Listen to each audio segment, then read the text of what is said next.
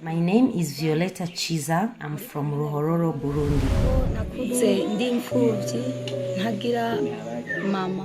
I grew up in difficult conditions. I have been an orphan since I was very young. I lost my parents at very young age. I first lost my mother before the Civil War. Then my father remarried with a second woman, which made my life situation even worse. During the Civil War of 1993, my father died and I stayed with my stepmother and my two half-sisters. Even though my stepmother did not love me or treat me well, she did not cast me out for her house for fear of what people will think of her in the society where we lived. She continued to raise me even though she behaved harshly towards me. But my two half-siblings and I had a good relationship. They were very good siblings to me and we loved each other no matter how badly their mother treated me. And at the time Burundi was going through a critical political crisis, civil war was raging. Many people died and others lost family members.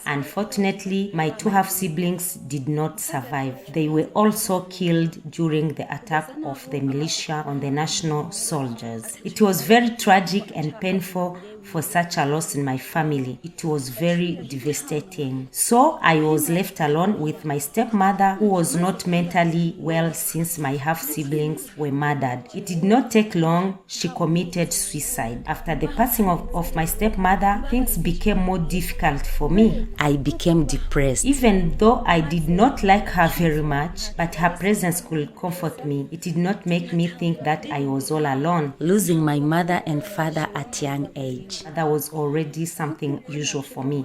But my two half-sisters and my stepmother, I was very shocked terribly. Imagine having a wound that no one can see or help you heal, walking the road with a heavy heart and a fire in stomach 24/7. And I wondered why God let me born in a cursed family. I could not see my fate for tomorrow because my eyes were blinded by the past.